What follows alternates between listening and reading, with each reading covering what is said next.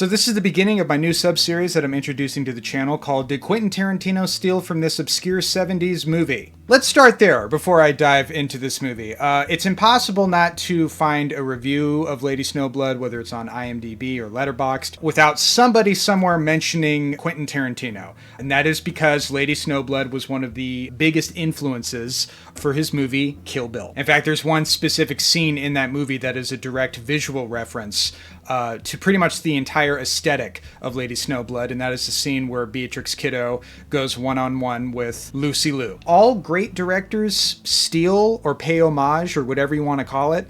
It's interesting that Tarantino seems to get the most heat from this than any other filmmaker that I've seen, to a level that I think is outright unfair. You know, I don't see the same level of outrage where, you know, people are talking about Brian De Palma's rip-off Hitchcock movies, which, by the way, I love Brian De Palma. I think movies like Dress to Kill and Body Double are great fun, that are wonderfully directed and have a lot of style and a lot of great entertainment value all around.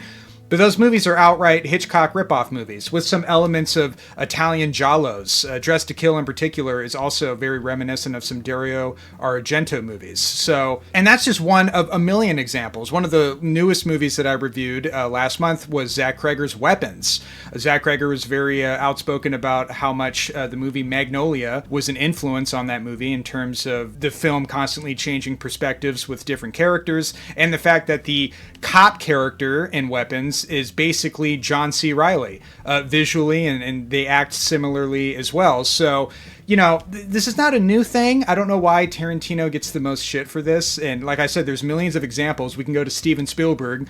We can go to Raiders of the Lost Ark, you know, scenes that are being directly lifted from Lawrence of Arabia, and John Ford movies like Stagecoach. I mean, so this is not a new thing, but I might as well get that out in the open, because I'm going to get a million comments already being like, oh, Tarantino stole from Lady Snowblood. And he made an awesome movie out of it. And Kill Bill takes influences from about a million different movies outside of Lady Snowblood. There's influences from Shaw Brothers Kung Fu movies. There's influences from Italian giallos and Sergio Leone Western movies, and you name it. It's a hodgepodge of all these great grindhouse genre movies, and it makes a movie like Kill Bill. I'm not going to complain about it. I think that's pretty awesome.